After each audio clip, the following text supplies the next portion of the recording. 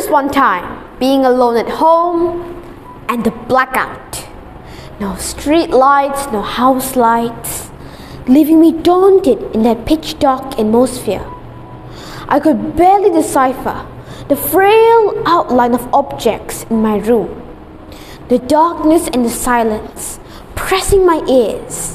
Suddenly, my thoughts cascaded into an epiphany of being blind.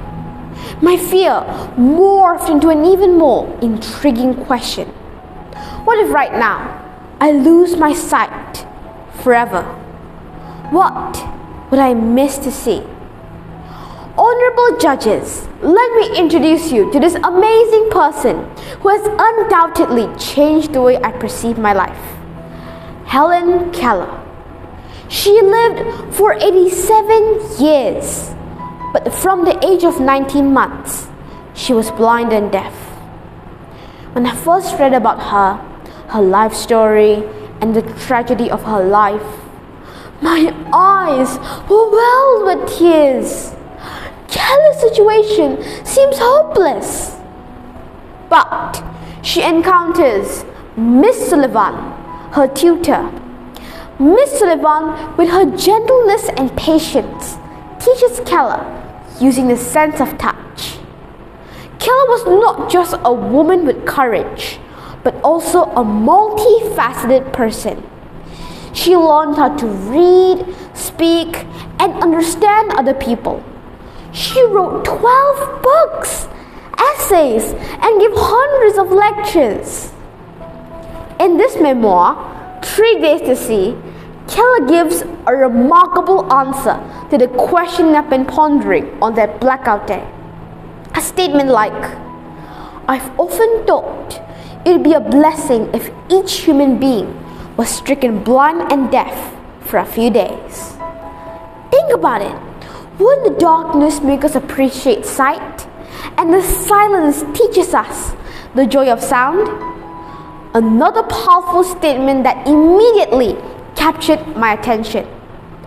Only the deaf appreciates hearing. Only the blind realizes the manifold blessing that lie in sight.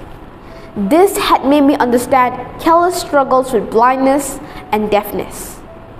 Keller is surprised by the failure of people to appreciate nature's beauty, even with our 5 senses.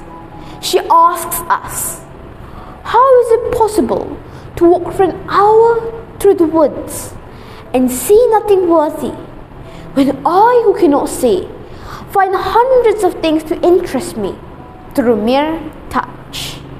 Her heart weeps to see the beauty of all those wonderful things that she perceives by touch, and she wishes to enlighten us about our ignorance towards nature. So, she imagines her sight and hearing senses are restored, and she pretends to experience the world with all her 5 senses for 3 days. Keller offers a vivid description of the activities she engaged in with all her 5 senses. She says, on the first day, she'd simply gaze at people to understand the sympathetic tenderness and patience in being nice.